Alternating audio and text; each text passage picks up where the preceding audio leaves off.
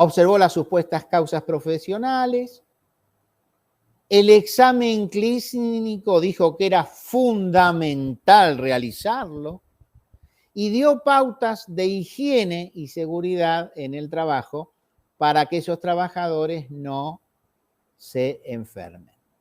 Bueno, la prevención en el mundo del trabajo está, quiero mostrarle algunas, mira, esta es una resolución, la 112 de la Organización Internacional de Trabajo. Esta organización no da leyes, no puede darnos una ley a la Argentina, no, recomienda a los países y nosotros estamos en la OIT. Entonces recomienda y ahí en esa recomendación aparecen los servicios de medicina del trabajo, ¿sí? Y de higiene y seguridad en el trabajo. Y después, posteriormente de esta resolución, que tiene el objetivo de prevención y de mejorar las condiciones de la vida de los trabajadores, seguimos con la ley 19.587. Esta es la ley madre. Si ustedes quieren, se pueden olvidar de todas las demás. Olvídense de la ley de contrato de trabajo. No, la ley de contrato de trabajo, ahí habla de la protección de la mujer. Y la ley de contrato de trabajo habla de esas 8 horas de trabajo, de los días de descanso, que es importante para el organismo. Y después tenemos la ley 19.587, que está basada en esta recomendación. Esa ley 19.587 habla de la prevención. Es una ley riquísima, que es importante en el mundo, porque en esa época fue una de las primeras que salió en el mundo para proteger la salud de los trabajadores, dando mucho énfasis a la medicina del trabajo. ¿Es un gasto o es una inversión la medicina del trabajo? Esa es una pregunta que siempre hay que trabajar. Sin ninguna duda es una inversión, pero bueno, hay que trabajar en eso. El ausentismo laboral agrega un sueldo más a una persona que hay que reemplazarla, ¿sí?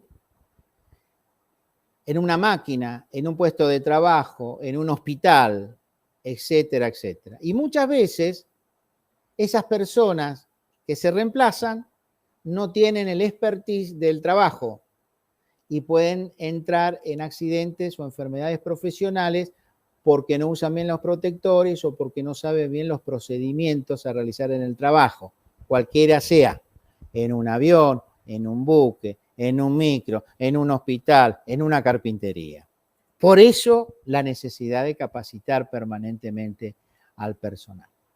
El médico del trabajo conoce la fábrica y sabe qué patologías produce y no nos puede mentir con el supuesto de enfermedad. Por eso, volvamos a Ramazzini, iba a la fábrica y veía cómo trabajaba. Muchas veces en la parte clínica uno no va al lugar de trabajo de la persona que tiene determinada labor, ¿no es cierto? Pero el interrogatorio es el buen elemento para eso y para despertar nuestro interés y orientar bien. El trabajo mancomunado entre el médico del trabajo y el especialista en higiene y seguridad trae disminución de accidentes. Los costos de un accidente y demás son directos o indirectos, ¿sí? Importa. Eso es cuando a veces le damos también a los gerentes de recursos humanos todo esto. Pero nosotros tenemos que saber que una enfermedad profesional, un accidente de trabajo, causan gastos para la empresa. Entonces, prevenir es una inversión. La medicina del trabajo es eminentemente preventiva y social. Las leyes actuales son estas. La 19.587, que ustedes ven aquí. Toda ley, fíjense, es un número, desde que se creó la República hasta que finalice la República, ¿sí? Pero cada año esa ley no funciona si no se establece un decreto. Y los decretos van con una barra. Todos los años aparece el primer número, puede repetirse, pero la barra indica el año. ¿Sí? Esto hay que saberlo, porque muchas veces como clínicos, cuando tienen que estar en una junta médica, a veces en el decreto no le ponen barra y no se sabe qué dicen.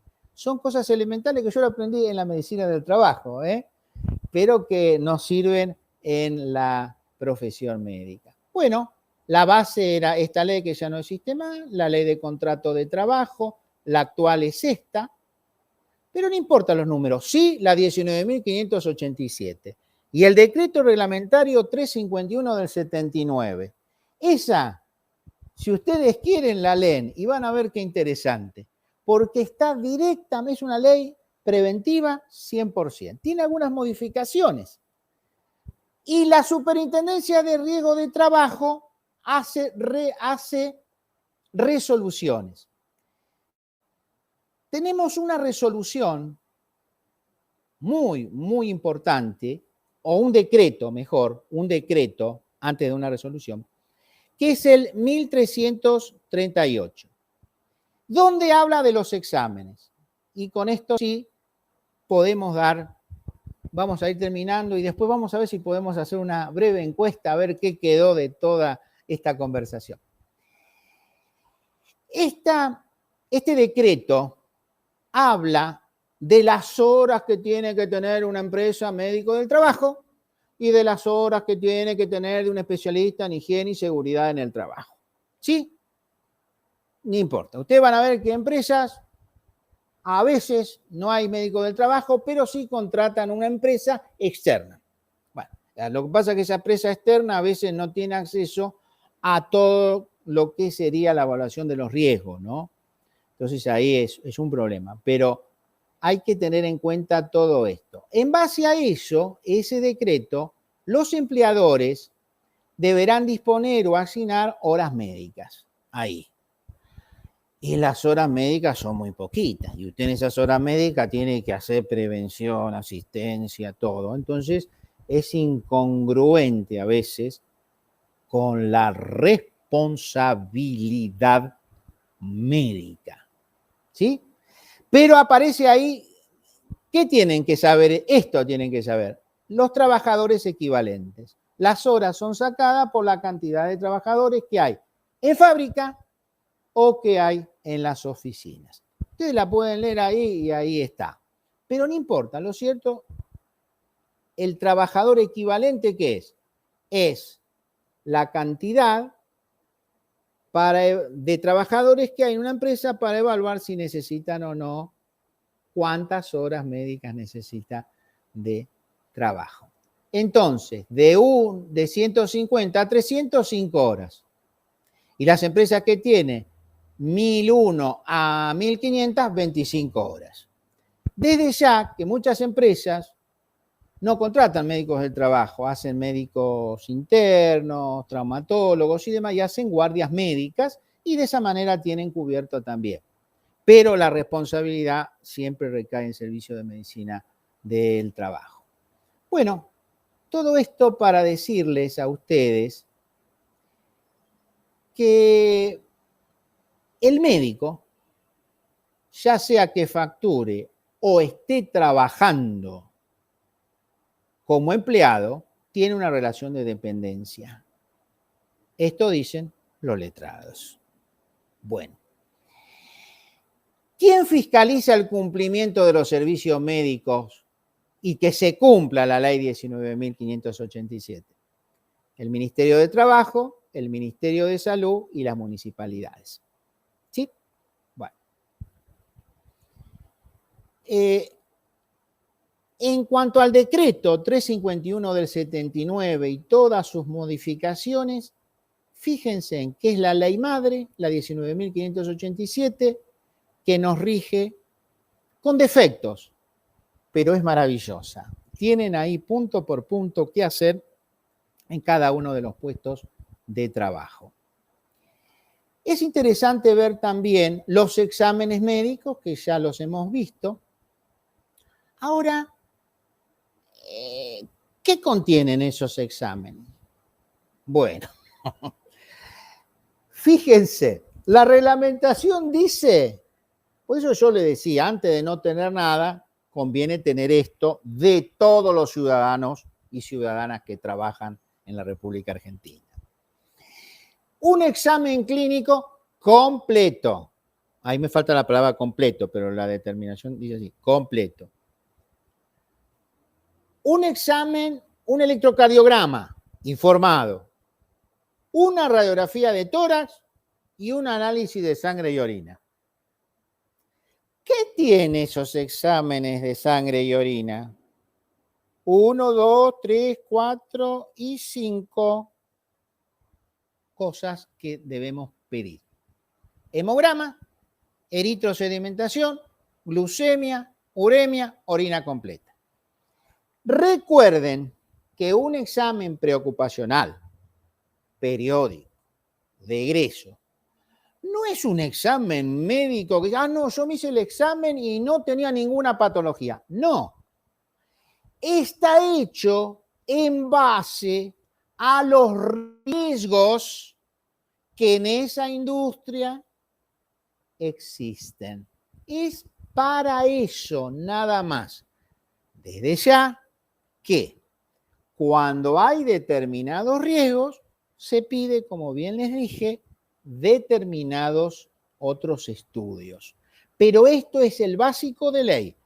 Por eso ustedes van a ver que los exámenes, pero con esto es muy limitado para determinar todas las patologías. Es limitado, pero quien lee bien un hemograma, quien analiza y ve una eritrosedimentación elevada, quien ve un valor de glucemia elevado, quien ve una urea elevada, piensa qué órgano puede estar afectado. Y una orina completa, yo recuerdo cuando estaba en el Hospital Ramos Mejía y rotaba por el servicio de nefrología, el nefrólogo Ocaris Marone siempre decía, la orina, y como un profesor también de Clínica Mena, la orina es el hepatograma del pobre. Entonces, he hecho un buen examen de orina y analizándolo bien, se puede sacar conclusiones. Bueno, esto para más o menos salvar lo poquito. Bueno, 2 palabras sobre el teletrabajo, ¿les parece? Y ya terminamos. Bueno, miren, esta resolución, antes de entrar al teletrabajo, les hablo de otra resolución. Esta sí anótenla, 905/15.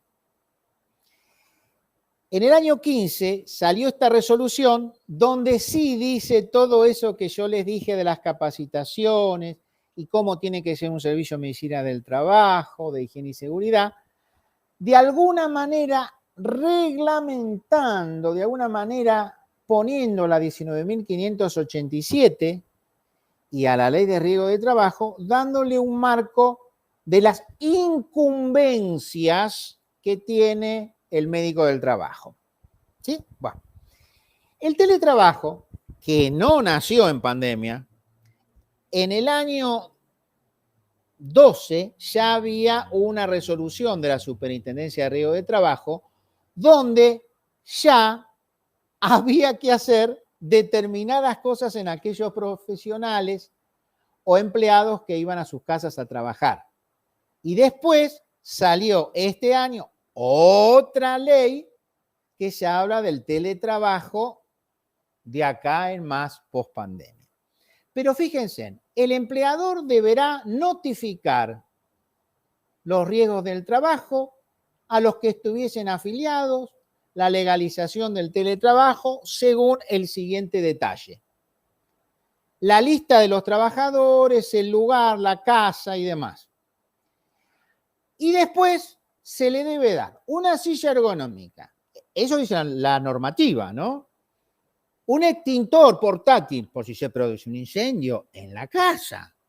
Muchas veces la cocina es las condiciones y medio ambiente de trabajo. Entonces, Bueno, le dan un matafuego. Un botiquín de primeros auxilios. Una almohadilla para el ratón. Hoy en día nosotros con el dedo podemos más o menos en forma digital hacer un poquito, aprender de telemedicina y demás. Y a veces no necesitamos la almohadilla para el mouse, pero sí se producen patologías, síndrome túnel carpiano y otras afecciones, según el tipo de trabajo que se realice. Y un manual de prácticas de salud buena. Así que fíjese qué actividad tiene el médico del trabajo, ¿no? Y el de higiene y seguridad. El empleador, previo consentimiento del trabajador, notificando fecha y hora cierta de la visita, debe asistir al lugar general. Esto no se cumple, pero la normativa lo dice, ¿sí?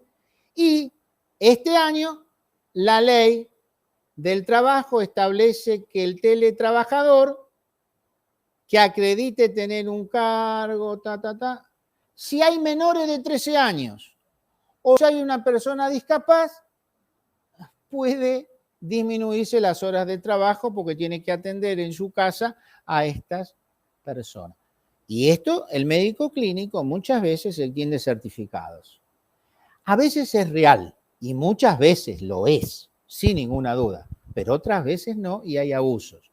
Cuidado con todas esas pequeñas cosas. El teletrabajo concede al trabajador el derecho, ¿sí?, de un dispositivo digital, pero también el derecho a que a partir de determinada hora se desconecte, ¿sí?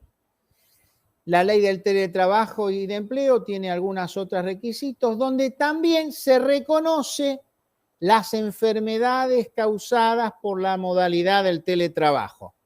Les repito, enfermedades causadas por la modalidad del teletrabajo, enfermedad profesional. Ahora, ¿cuáles son? Los vamos a ver en el futuro. Por más que esté arreglado, hay que analizar los riesgos, hay que analizar la susceptibilidad individual y de esta manera ya llegamos al final. Muchas gracias y bueno, tenemos unos minutos si quieren ver algunas preguntas que son 2 o 3, si a vos te parece, Jorge, o si no, algunas preguntas que ellos puedan hacer. Sí. Pero hay una encuesta. ¿Querés que